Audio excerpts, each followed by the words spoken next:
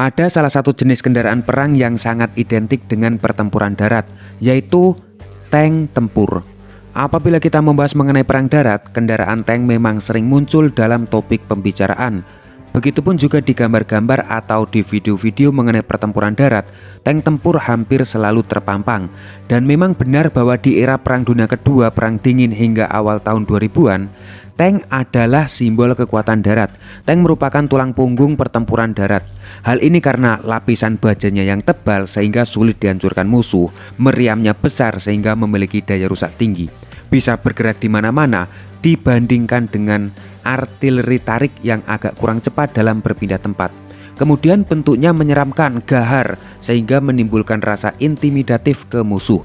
Oleh karena itu apabila dihadapkan dengan infanteri, biasanya tank dengan sangat mudah melawannya. Infanteri itu pasukan pejalan kaki yang biasanya hanya mengandalkan senjata senapan.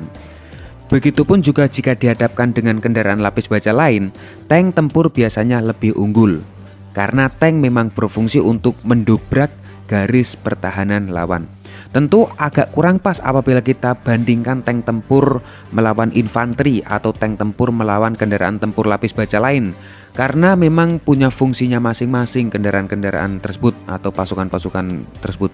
Tetapi hal tersebut sebagai ilustrasi saja untuk mempermudah dalam menjelaskan keunggulan dan keistimewaan tank tempur dalam sebuah pertempuran, khususnya di darat.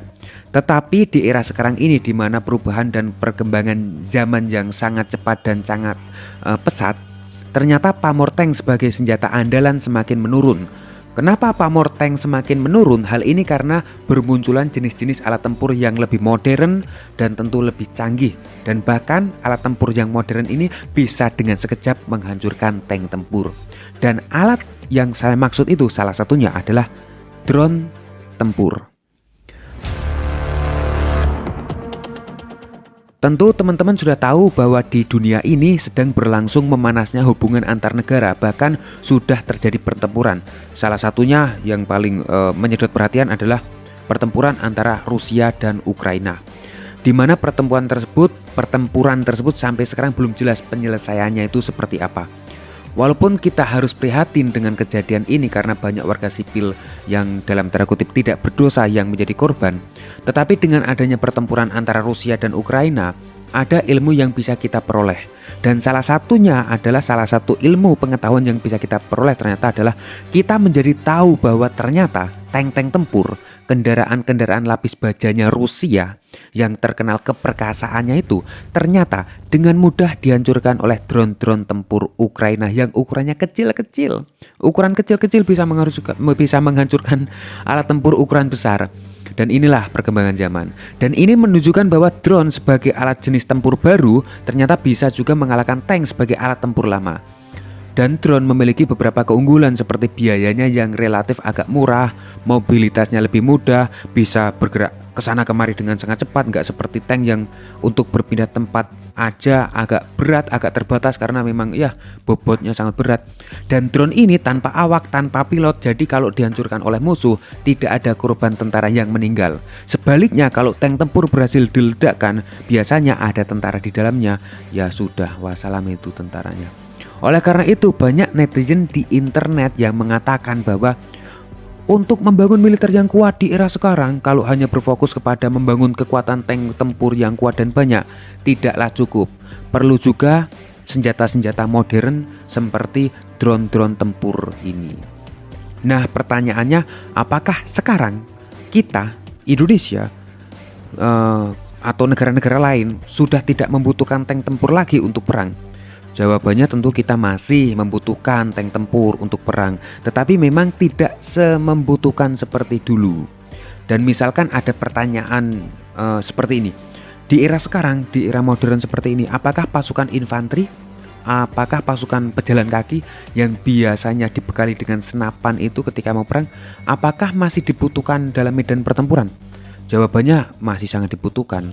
Kenapa? Ya karena ada beberapa tugas yang hanya bisa dilakukan atau lebih mudah dilakukan oleh pasukan infanteri, seperti menduduki kota-kota yang sudah berhasil dikuasai, mengibarkan bendera ketika sudah menguasai wilayah musuh, mengamankan gedung, jembatan, desa-desa, melakukan operasi khusus atau operasi intelijen, mengamankan objek vital seperti pelabuhan, bandara, PLTN, markas komando atau perbatasan.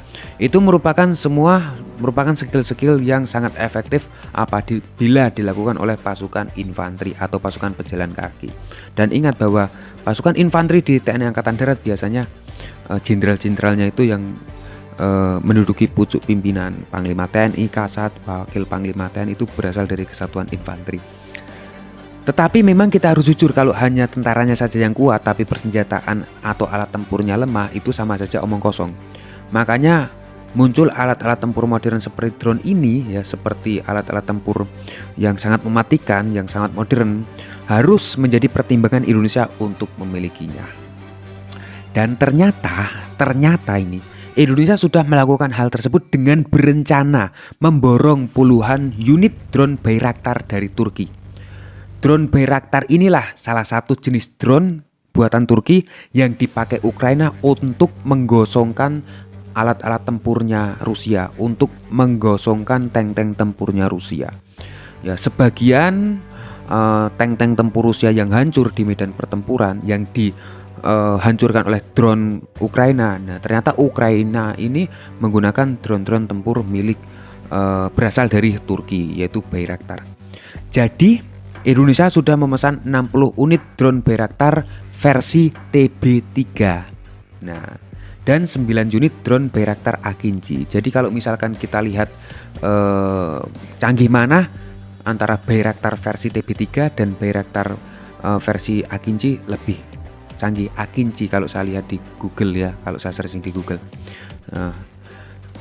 Bahkan Indonesia sudah menyepakati adanya joint venture antara Indonesia dan Turki tentang pengadaan drone versi Bayraktar TB3 dan Akinci ini. Dengan adanya joint venture antara Indonesia dan Turki, artinya nanti rencananya akan dibangun pabrik di Indonesia dan Indonesia bisa memproduksi, merakit dan bisa melakukan pemeliharaan sendiri drone-drone tempur yang dimilikinya. Ini tentu menguntungkan Indonesia karena di situ adanya transfer of teknologi. 60 unit drone Bayraktar versi TB3 yang mau dibeli oleh Indonesia merupakan drone Bayraktar versi terbaru dari kelas TB. Apa yang membedakan dari versi sebelumnya TB2? TB3 ini punya keunggulan daripada TB2 karena drone Bayraktar versi TB3 dirancang bisa lepas landas dan mendarat di kapal induk ringan atau kapal dengan dek pendek. Sayapnya pun bisa dilipat drone ini sehingga muat diangkut oleh kapal. Sedangkan TB2 merupakan sayap tetap, jadi nggak bisa dilipat-lipat. Daya angkut senjatanya pun lebih besar dibandingkan TB2. Kalau TB2 hanya bisa mengangkut senjata kurang lebih 150 kg, sedangkan TB3 bisa mengangkut hingga kurang lebih 280 kg. Untuk kecepatan, TB2 rata-rata 130 sampai 170 km per jam, sedangkan TB3 lebih cepat hingga kurang lebih 280 km per jam. Dan mesinnya lebih kuat TB3. Durasi terbangnya pun lebih lama TB3. Karena TB2 sekitar 24 jam, sedangkan TB3 bisa terbang sekitar 24 sampai 30 jam ya. Senjata yang bisa dipasang pun lebih banyak TB3, bahkan TB3 bisa dipasang senjata anti kapal. Indonesia kan negara maritim, lautnya sangat luas.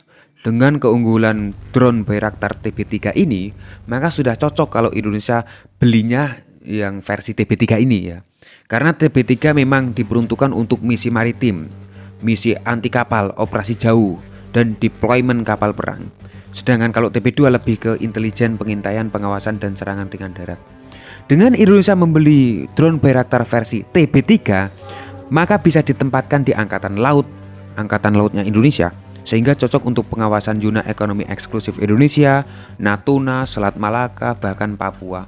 Dan dengan mudah memberikan peringatan kepada pihak-pihak asing yang mencoba memasuki wilayah Indonesia secara ilegal. Oke, kita kembali ke topik utama. Karena drone Bayraktar TB3 yang mau dibeli oleh Indonesia yang dirancang untuk maritim ini ya, dan ada kabar kalau Indonesia mau beli kapal induk, maka ada berita burung yang menggadok-gadokkan, yang mencocok logikan ya. Tapi ini berdasarkan berita juga yang mengatakan bahwa Drone Bayraktar TB ini rencananya mau ditempatkan di kapal Indonesia yang mau dibelinya kelak. Mungkin sebagian teman-teman masih banyak yang bertanya, emang Indonesia jadi 100% berniat memiliki kapal induk? Bukannya kapal induk itu harganya sangat mahal, perawatannya juga sangat mahal. Apakah Indonesia cukup uang untuk membeli kapal induk? Jadi sekitar Maret 2025 muncul kabar bahwa ada keniatan Indonesia untuk membeli sebuah kapal induk bekas dari Italia. Tentu teman-teman sudah tahulah, pencinta militer. Kapal induk bekas Italia tersebut bernama Giuseppe Garibaldi. Mungkin saya salah ejaan, tapi silakan betulkan di kolom komentar. Nama kapal induk bekas Italia yang diincar oleh Indonesia adalah Giuseppe Garibaldi. Kapal ini sudah dipakai Italia selama 39 tahun dan baru saja dipensiunkan di tahun 2024. Jadi kapal induk ini statusnya sudah tidak dipakai oleh Angkatan Laut Italia. Walaupun bisa dibilang dalam tanda kutip rongsokan, kalau kapal ini di-refitting atau dipermajakan, kapal ini masih bisa dipakai untuk 15 tahun ke depan. 15 tahun ke depan Indonesia masih bisa memakai kapal ini apabila diremajakan. Jadi teman-teman, kapal induk yang mau diincar oleh Indonesia ini bukan kapal induk kelas berat seperti kapal induknya Amerika atau Cina. Bukan seperti kapal induknya Amerika yang di atasnya berjejer-jejer ratusan pesawat tempur canggih. Bukan. Tapi tapi kapal induk yang mau dibeli Indonesia ini adalah kapal induk yang buat ngangkut helikopter, atau bisa dibilang kapal induk ringan, kelas ringan. Dan di acara Indo Defense 2025 ada konsep yang mengkonversi kapal induk Giuseppe Garibaldi agar bisa ngangkut helikopter plus drone. Ya, dan drone Bayraktar sebagai salah satu kandidatnya.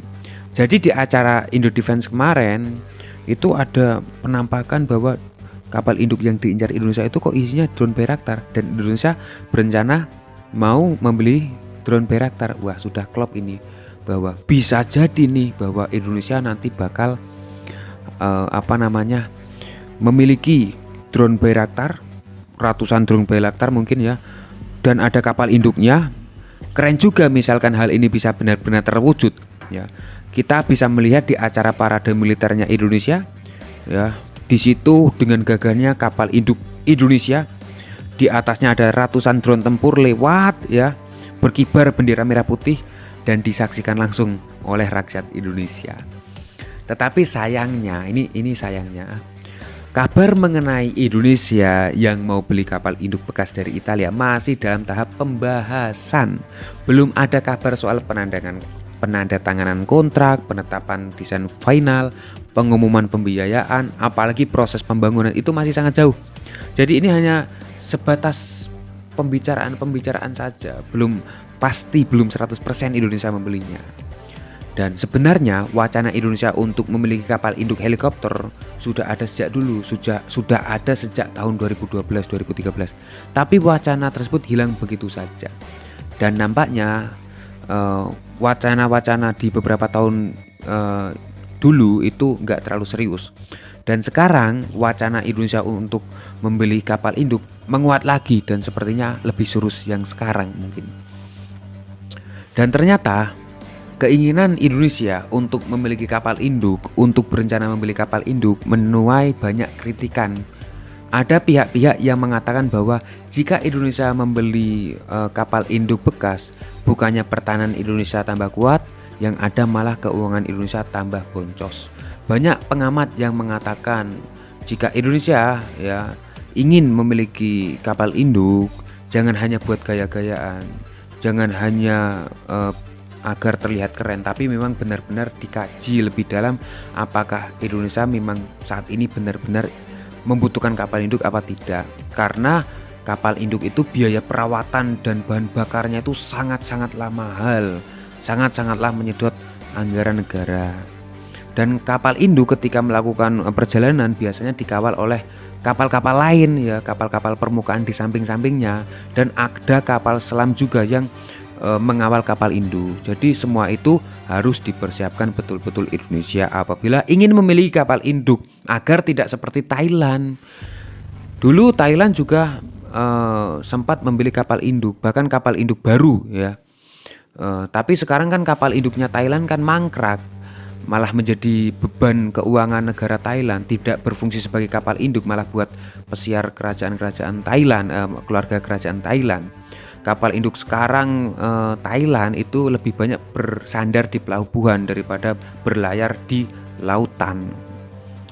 Seperti itulah pembahasan kita kali ini mengenai isu yang mengatakan bahwa Indonesia bakal kedatangan kapal induk. Di atasnya ada drone-drone tempur canggih yang siap mengamankan Indonesia, mempertahankan Indonesia, dan ternyata hal tersebut untuk pembelian kapal induk masih dalam tahap pembicaraan, belum pasti 100%. Oke.